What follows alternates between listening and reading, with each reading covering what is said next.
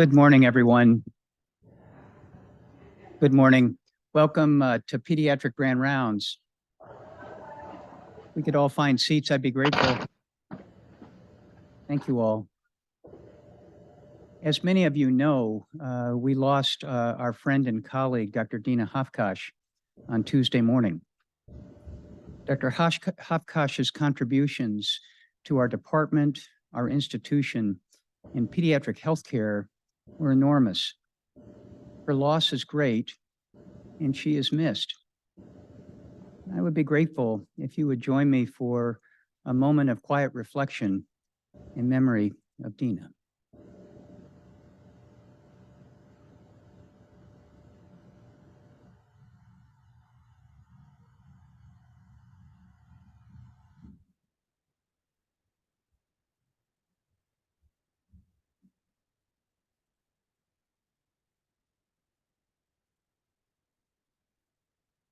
Thank you. I'll introduce now Dr. Ira Bergman, who will introduce this morning's program.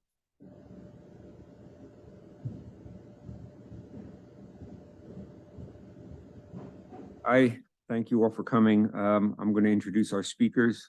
First is Dr. Julia Meade. She graduated Wellesley College with a BA in biology and French. She then spent 2 years serving in Teach for America in Houston, Texas. Did medical school and then went on to get her oncology training first at UT Southwestern and then at Northwestern. She's currently the director of the Pediatric Cancer Predisposition Program, the director of the Pediatric Neuro-Oncology Survivorship Program, and the director of the Neurofibromatosis Oncology Program. She has written recently on the evaluation of barriers to referral for cancer predisposition evaluation syndromes, and she has also published poetry. She is an investigator on multiple trials of new oncological therapies. I want to parenthetically say that I first met Dr. Meade when I woke her up to ask her to come to the PICU to direct chemotherapy for a patient with acute transverse myelitis caused by a new neuroblastoma. It was a very fulfilling evening. Our next speaker, or our joint speaker, is Dr. Jenna Gaesser. She was a teacher's aide in high school and college for children with developmental disabilities. And then throughout medical school, she was a personal care assistant for a nonverbal child with spastic quadriplegia from hypoxic ischemic injury. She graduated SUNY Upstate Medical University with an award in student affairs, and then has won every teaching award that is available at CHP. I won't list them for you. Her research accomplishments have included a first author basic neuroscience paper, several neonatal brain MRI studies, and most recently a phenotypic study of a rare neurogenetic disease. She is one of our 2 neonatal neurologists, the director of the NF Clinic, and the program director for child neurology and for neurodevelopmental disabilities. I first met Jenna when she was a medical student during a rotation at CHP in child neurology, and I knew then that she would be standing here today as a faculty leader. Doctors Meade and Gaesser will talk to us today about neurofibromatosis, its clinical manifestations and their temporal appearance, treatment, and then focus on a new, near miraculous therapy for one of its worst manifestations. Jenna?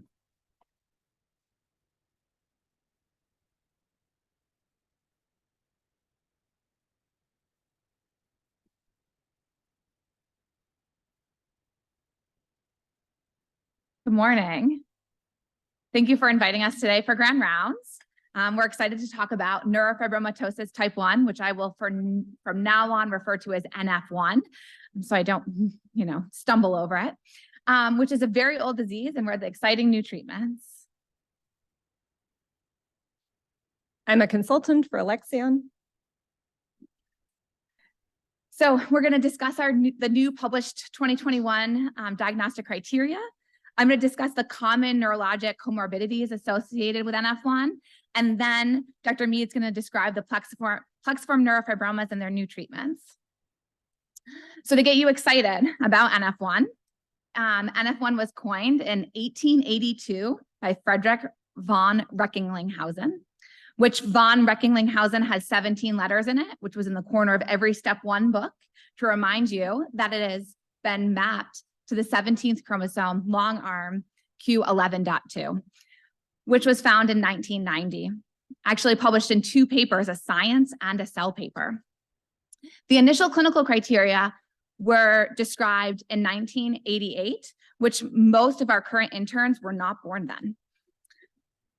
NF1 is the most common neurogenic disorder affecting 1 in 3,000 people. It's an autosomal dominant disorder where 50% are inherited and 50% have a spontaneous gene change. It's one of the few genetic disorders that have been linked to paternal age over maternal age. The diagnostic criteria was recently updated in 2021, and the goal of this update was to clinically distinguish NF1, Legius syndrome, and mosaicism, and help lead to earlier diagnoses. The new criteria can be made clinically if you have 2 of the following manifestations: a optic pathway glioma, 2 or more Lisch nodules or a choroidal abnormality, freckling in the axilla or the groin, 6 or more cafe-au-lait macules, 2 or more neurofibromas or a plexiform neurofibroma, and a distinctive osseous lesion. They added a parent with NF1 from a first-degree relative, and then they added a pathogenic NF1 gene variant. We're gonna walk through this criteria and how it's changed and how that affects our patient population, starting with a case. This was the most recent infant I saw, a 5-month-old with feeding and growing challenges, who was added to the clinic after a colleague called me on a Saturday at the pool to say, my best friend's daughter's brother has a bunch of cafe-au-lait macules. Who should I send them to? And I said, I'll see them next Thursday in NF clinic. So these are his growth charts, charted on the World Health Organization growth charts, not the NF growth charts, which can be found in Cerner, but he doesn't technically meet criteria yet. So he has macrocephaly, slow weight gain, and is, you know, on the smaller side for length, but not technically short stature. So how can we get him diagnosed clinically with NF1 starting in infancy? So the first criteria, I have highlighted the changes, but we're going to just talk about the first criteria, which is the cafe-au-lait macules. So the cafe-au-lait macules and skin fold findings are the most common clinical symptom in NF1, and that's how people get to NF clinic. And so these are the, do I have them? Oh, no. So you can see from the pictures, the brown kind of well circumscribed with smooth borders, cafe-au-lait macules, and then the freckling in the 1 axilla. The cafe-au-lait macules can help us determine the risk for diagnosis of NF1 and spread 1 when looking at the patient's age. And so if we take into account, if we're seeing infants, so less than 14 months old, who have greater than 6 cafe-au-lait macules, the likelihood that they'll go on to have a pathogenic gene variant in NF1 or in NF1 is 88.4%. And so it really goes to show the importance of early diagnosis, because the next criteria I'm going to talk about is optic pathway glioma. And optic pathway gliomas, your risk starts at 18 months. And so if there's a delay in diagnosis, then we can have patients that have sudden vision loss from an undiagnosed optic pathway glioma. From 14 to 29 months, if you have greater than 6 cafe-au-lait macules, your risk of going on to find a pathogenic gene change in NF1 is about 70%. And then less than 14 months old with less than 6 cafe-au-lait macules, you still have almost a 16% chance of having this be NF1. And so trying to figure out how we can delineate who's at risk to have NF1 and the complications that most happen before age 10 and not, has become an important diagnostic dilemma. And the hope is this new criteria helps us clarify it. So I'm going to skip talking about neurofibromas because that's why I have Dr. Meade up here, and move on to optic pathway gliomas. So this is a demonstration of one 6-year-old patient that I follow with an optic pathway glioma. Oh, I wish I had a, wait, I can point here, problem solving skills. Okay, so you can see here, so this is a axial T2 stir imaging on our 3 Tesla Skyra machine, which shows really good quality. Each picture or slice is 3 millimeters apart. And so here we can see that the left optic nerve is larger than the right. It's better shown, the difference is better shown in this image. But the right optic nerve is tortuous as well. And then as we move through, here's the left optic nerve as it enters the chiasm, which is also enlarged. And then the chiasm is enlarged bilaterally. We can see as the chiasm goes down to form the optic tract. And then right here is actually an optic chiasm and hypothalamic glioma, which we can see on subsequent imaging as well.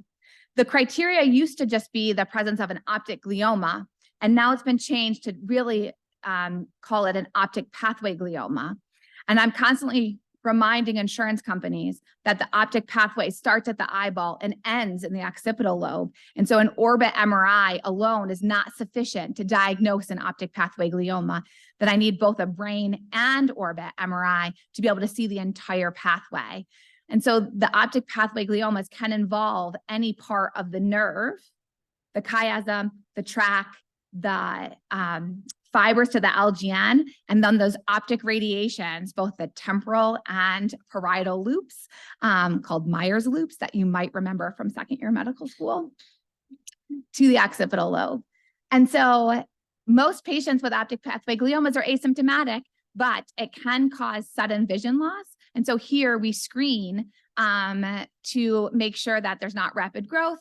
And then we work with our ophthalmology colleagues to make sure that there's no vision changes to lead to treatment and sending the patients to Dr. Meade. The next criteria is greater than 2 Lisch nodules, which really needs to be seen on a slit lamp examination. And then they added 2 choroidal abnormalities. And so the pictures here, this shows these are our Lisch nodules, which are melanocytic hamartomas within the iris. This patient has 2, and then actually there's probably one right here too as well. And so greater than 2 Lisch nodules meets full criteria. It's been shown that if you have only 2 Lisch nodules, then the likelihood that you have mosaicism is actually higher. And then this is the new criteria, these choroidal nodules. And so this is using a near infrared reflectance with an OCT evaluation. And it shows these hyperreflective spots, which are proliferating Schwann cells in a concentric manner that show up bright.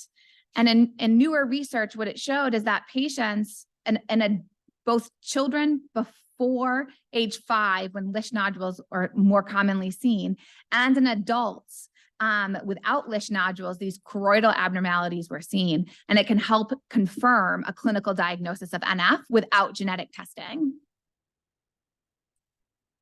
The next criteria is looking at the bones. So a distinctive osseous lesion, such as sphenoid wing dysplasia.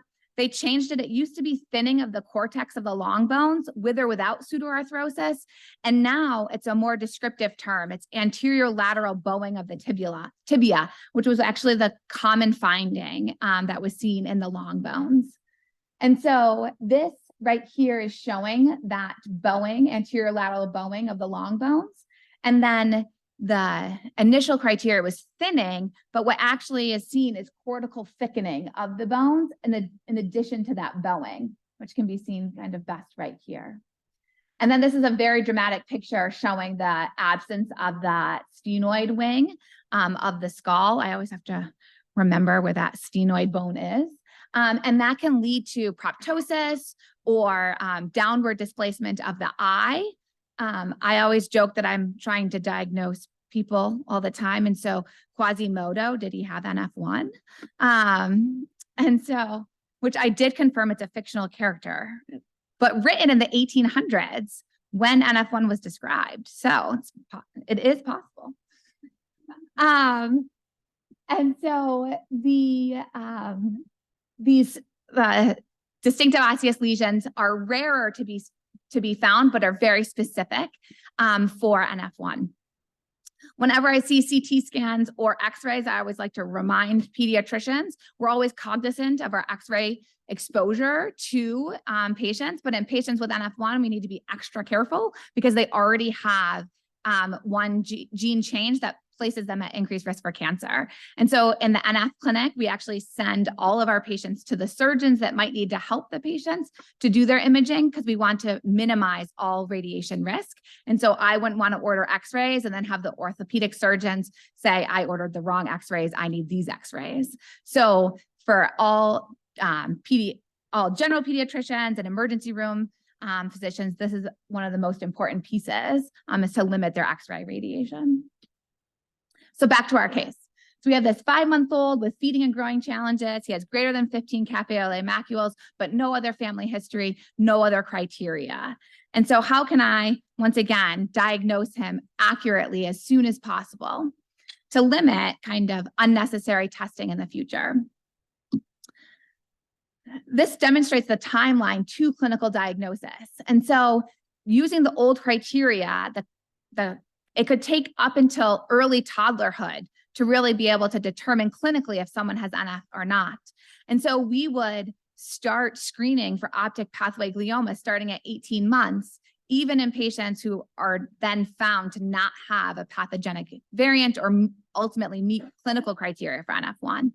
And so the cafe au lait macules are seen can be seen at birth and then really develop in early childhood. The tibial bowing, if seen, is an early childhood finding. Skin fold freckling really happens later, after between 3 and 8. The optic pathway gliomas can become symptomatic starting at 18 months, and then that risk really goes away between ages 7 and 10 to capture all of Gaussian distribution. And then the Lish nodules are seen really later in childhood, between 5 and 10.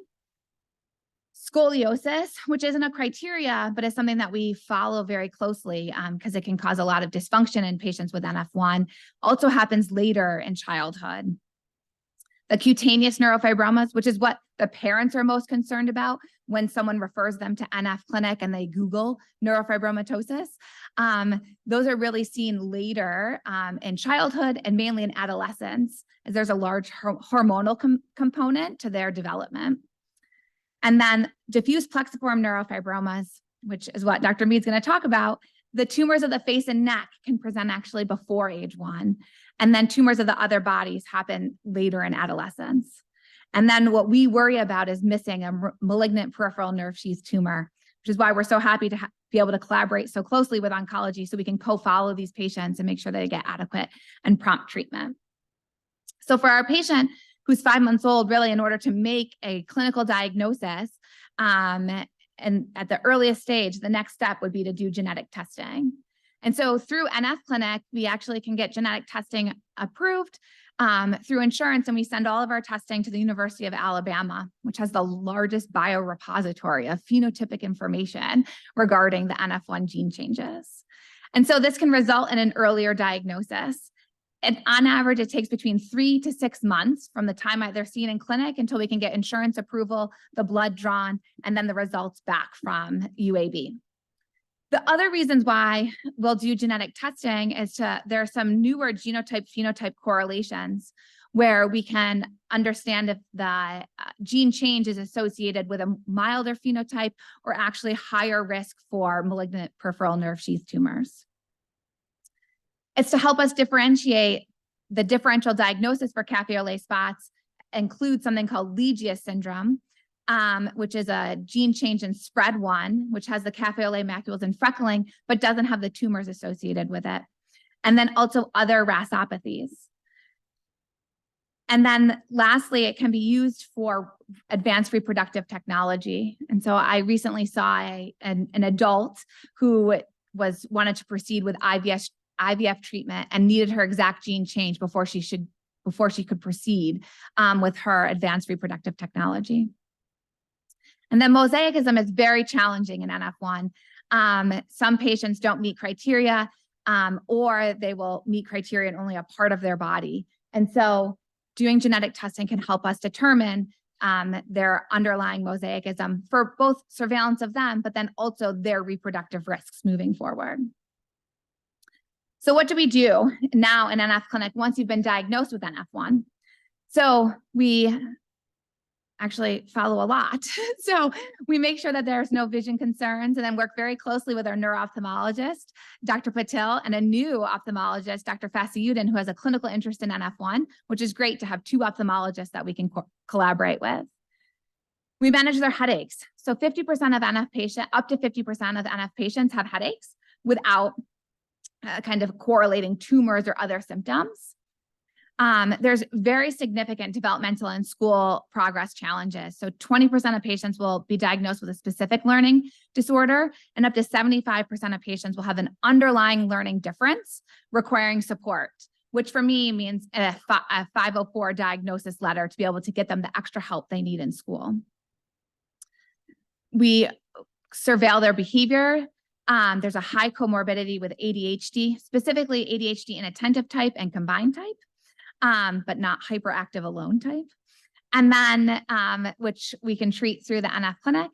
And then seizures. The risk of epilepsy in the literature in NF1 is quoted between 4 and 15%, depending on the papers reviewed, compared to the general population, which is about 1%. There's a lot of neuropathic pain associated with NF1, and it doesn't really correlate with their plexiform neurofibroma or overall neurofibroma burden, but a lot of what our treatment is. And then lastly, we do a general physical exam, specifically paying attention to their blood pressures and looking for scoliosis. And so patients with NF are at risk for specific vascular differences, including renal artery stenosis, and then also moya, which for the pediatric residents is a favorite board question. NF1, Down syndrome, and sickle cell all increase your risk for moya. So to segue to Dr. Meade, I'm going to present Jimmy. He's now a 7-year-old. He has NF1 type 1 due to greater than 6 capillary maculas, a parent with NF1, and a plexiform neurofibroma that was diagnosed when he first came to us at age 2. He's here for follow-up. I manage his generalized epilepsy, and which I treat him with Topamax, and he has a recent EEG coming up. We manage his headaches. Luckily, Topamax manages both. We're always trying to, hit 2 birds with 1 stone, and his ADHD with some clonidine. But what's really bothering him is that he has a large cheek neurofibroma that he keeps biting when he's trying to eat. And that's really affecting his quality of life. And so I referred him to see Dr. Meade. This is literally how the transition happens. Jenna makes a slide like this for me and then sends me the patient. So let's talk a little bit about plexiform neurofibromas, because I think for many of us, it's a word that may have been thrown around. You may have heard it, but a lot of times it's like, well, I'm not actually really quite sure what that is. It is technically considered a benign nerve sheath tumor. And how I try to explain that to families is that this is a type of cancer. This is a tumor that does not have malignant potential. It cannot spread to other parts of the body. But I think the term benign is often misused because many of our patients have significant functional impairment from these tumors. And so it's important for us to change our language to reflect the fact that this is a non-malignant tumor. It's part of the NF tumor spectrum. And so what you'll see over on the left side is that neurofibromas or plexiform neurofibromas have non-malignant potential. There is then this continuum of transformation that typically occurs in some patients over years. You can have this ANNUBP category, which is essentially like, well, it doesn't look benign, but it's not clearly malignant. And then there is the full-on malignant peripheral nerve sheath tumor, where we have both a low-grade and a high-grade histology. So the low-grade peripheral nerve sheath tumors, those are typically cured with surgery alone. There needs to be a complete margin for these. And then the high-grade tumors are typically ones where we offer chemotherapy and radiation along with maximal safe surgery. So in this context, you're looking at a mostly benign lesion. Interestingly, there's no WHO classification of plexiform neurofibromas. It wasn't until really 2022 when Michael Fisher, who is one of the grandfathers of NF oncology, penned that paper that says that these are histologically bland spindle cells on H&E. They are typically a diffuse enlargement of the nerves. And in some cases, they will even replace the nerve or involve multiple fascicles. The term plexiform neurofibroma can sometimes be seen as a misnomer in the sense that it does not need to involve a plexiform, as in like the brachial plexus. Plexiform really refers to the histological component, not the anatomic location. And even with what we see under the microscope, there's not too much difference between a plexiform neurofibroma and a solid nodular neurofibroma. They look very similar to Dr. Zambrano and Dr. Reyes. However, this is where we need to pivot and turn to our radiology colleagues to really understand the diffuseness and the impact of these. These are typically large lesions. They can be either nodular or diffuse radiographically. So do they have more of a fibrous solitary component to them? Do they diffusely wispily spread throughout the abdomen, the face, the trunk, the hands? Is it circumscribed or plexiform? Essentially, is it more well demarcated or is it more diffuse? That's a big question here. Superficial, is it on the surface of the body? Is it deep? Is it fascicular or nodular? So when you don't even know what to call something, historically, it was very difficult to treat. And here is the laundry list of treatments that don't work. So as you can see from the picture, this is a surgery that was performed to remove a plexiform neurofibroma that was mostly internal. And I get a lot of patients who came to me with this degree of scarring. They don't heal well. You can never get a complete surgical margin on these. And so there is constant recurrence, multiple surgeries, the tissue doesn't heal well. And, you know, not to throw shade on the surgeons, this was the best thing we had. And so there were a lot of people who had to make a very difficult decision whether or not to take something out that they knew was not going to be an optimal surgery. This just gives you the context for how much these families have suffered with this condition. Pegylated interferon alpha was another attempt. Essentially, you just gave people the flu. So now they had a plexiform and they felt horrible.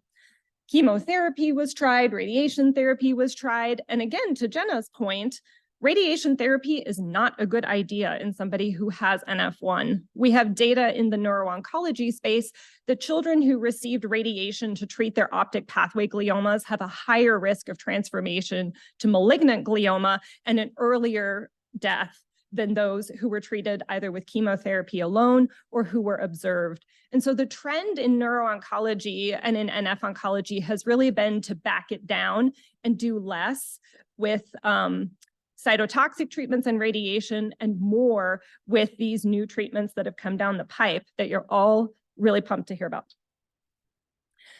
So when I saw Jimmy, I saw a child who was really miserable from his plexiform neurofibroma.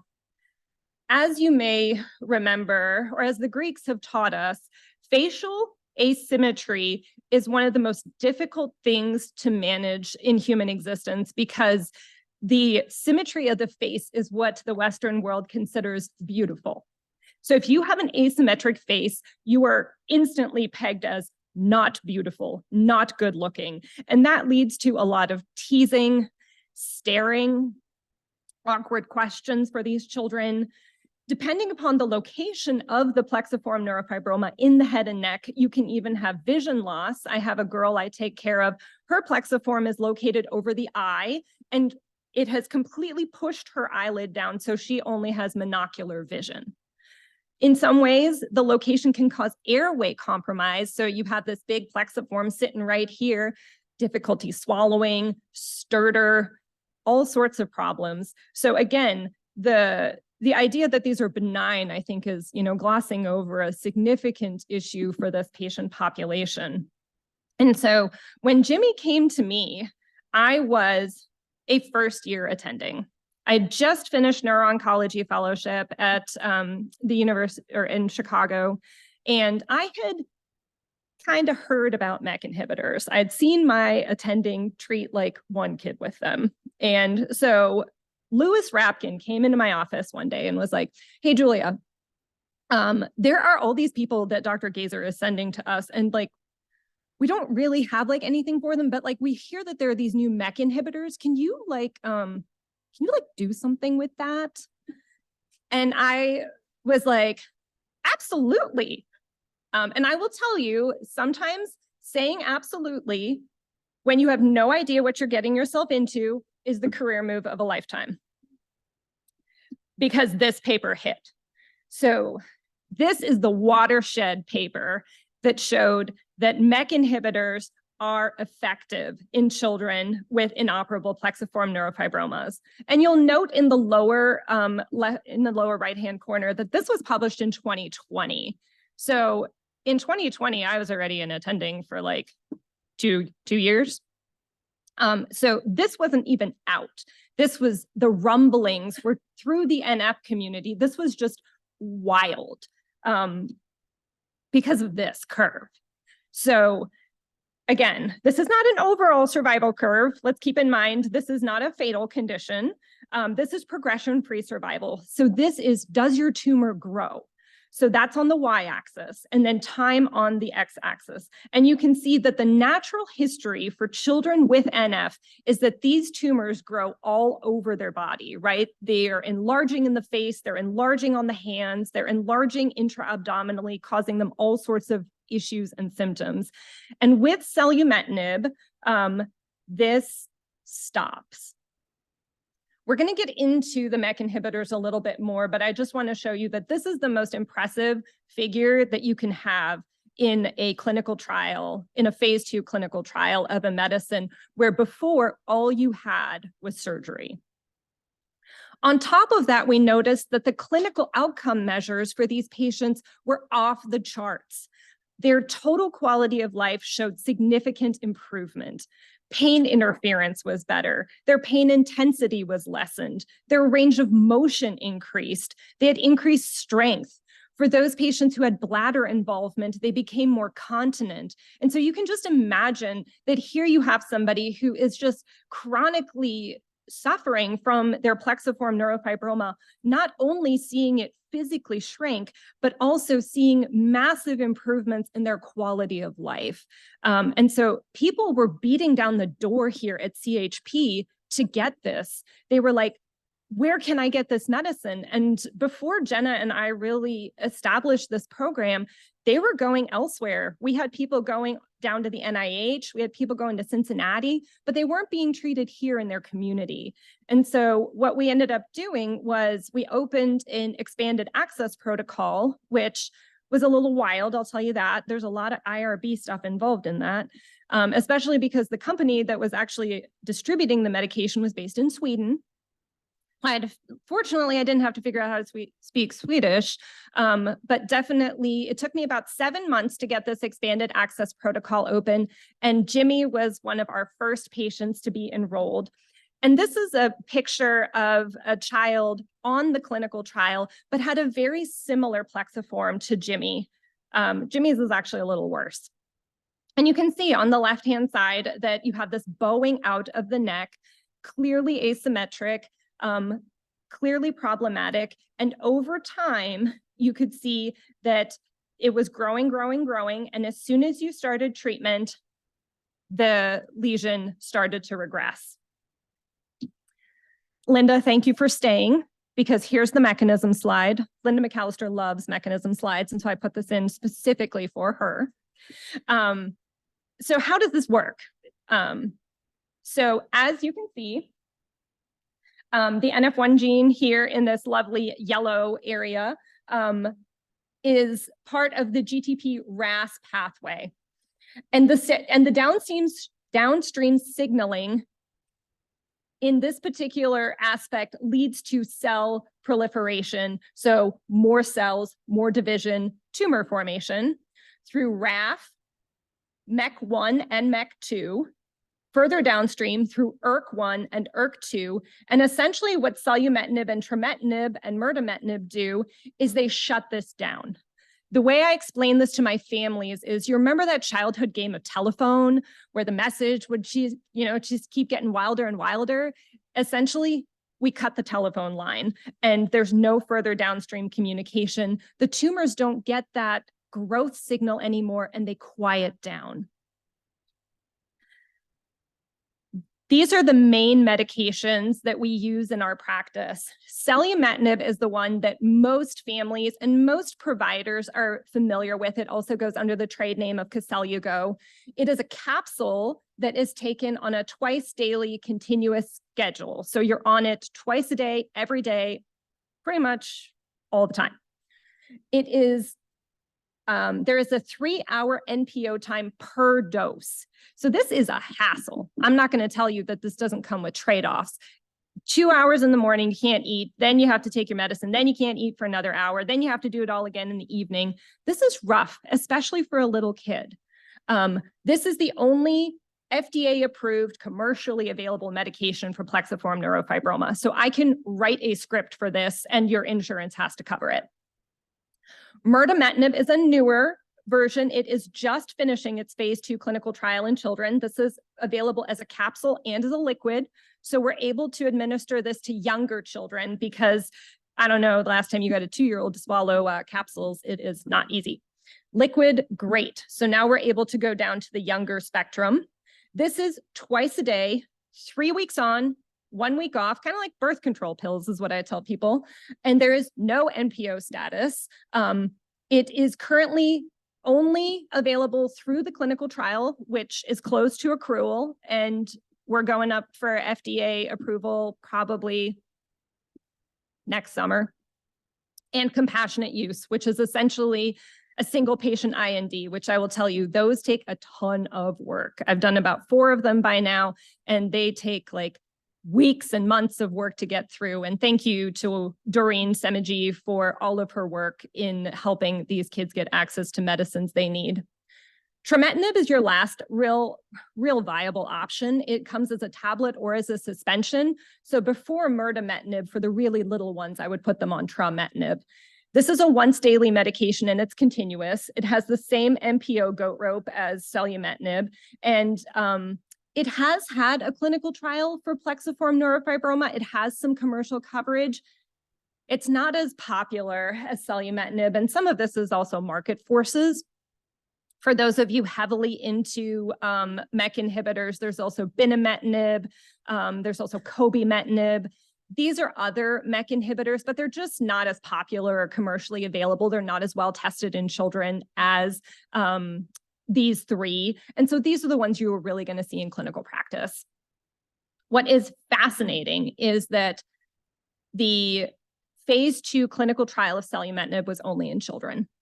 This is the only medication I know of, you guys, that is not approved for adults, which I didn't think I was going to have to care about until the adults started to come to see me too.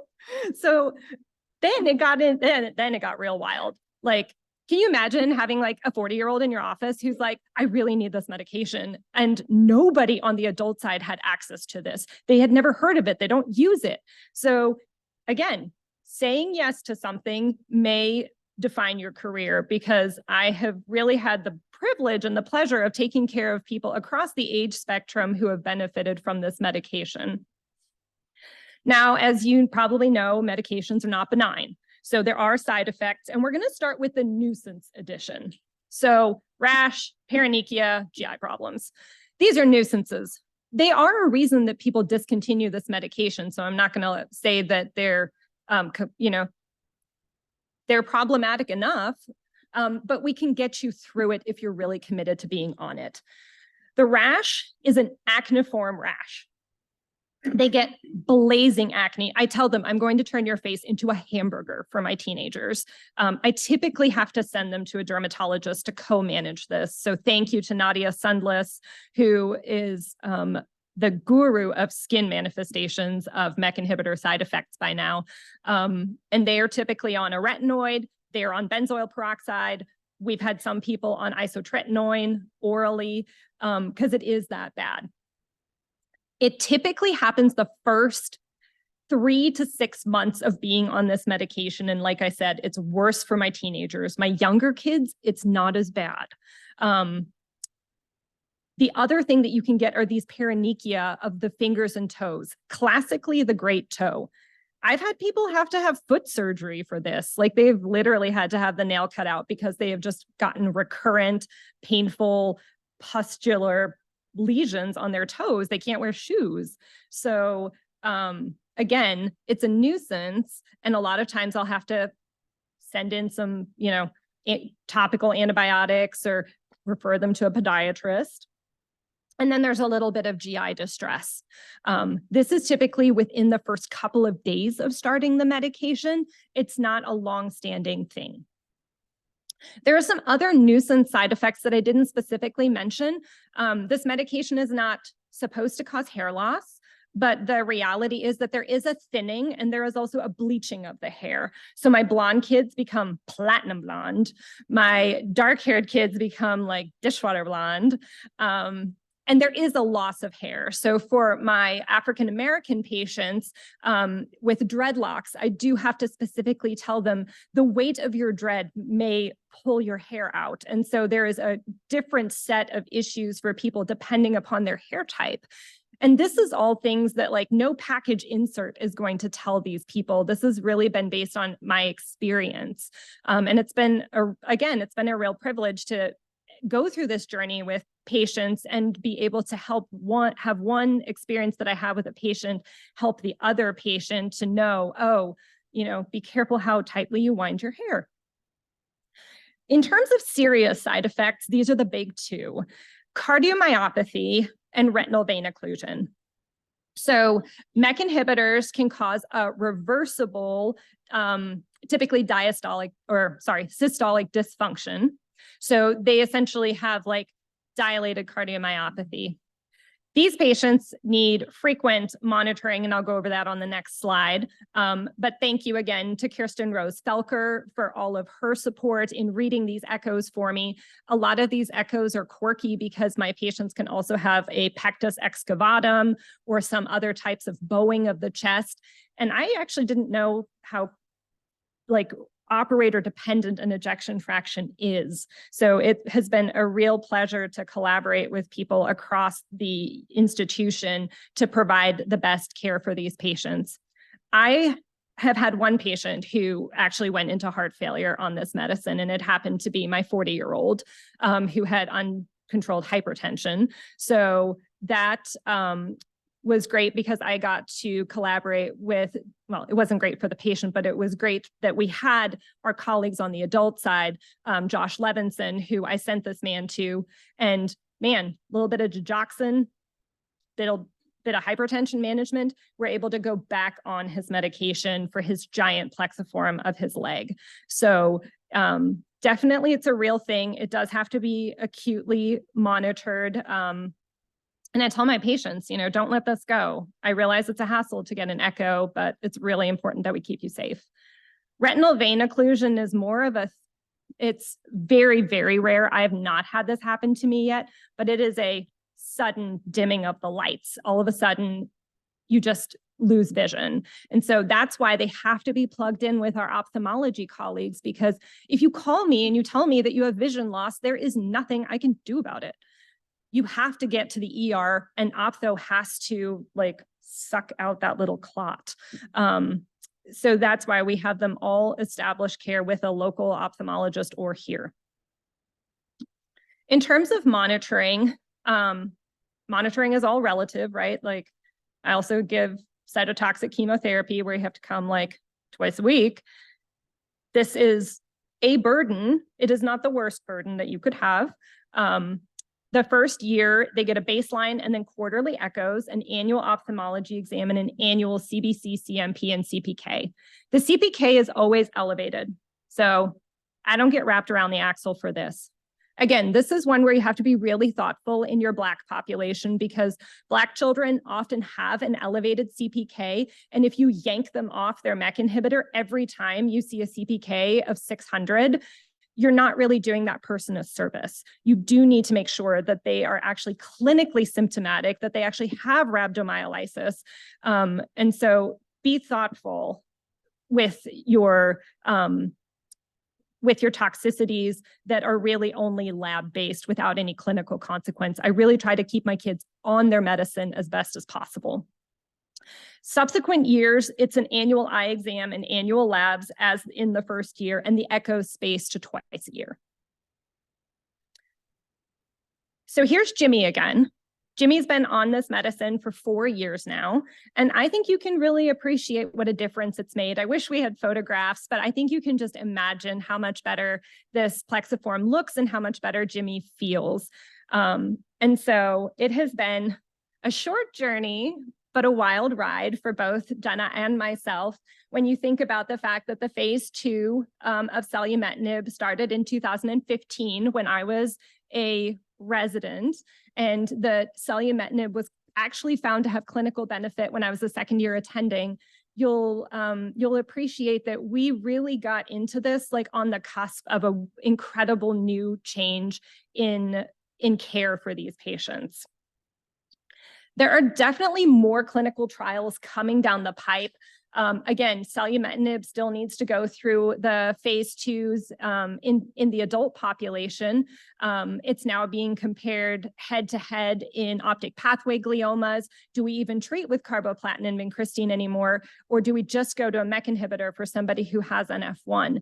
So these are exciting things that are happening in this space. And I'm really excited, along with my partner, Jim Felker, to be able to explore these options here at CHP for our patients.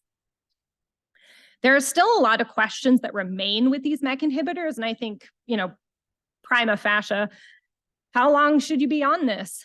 The longest patients who have been on MEK inhibitors here are the ones that graduated from the clinical trial at the NIH. So my longest patient has been on for 7 years and has no interest in coming off. We don't really know the very long-term effects. Again, 7 years is the longest we really have for follow-up. What about 10? What about 20? We just don't know.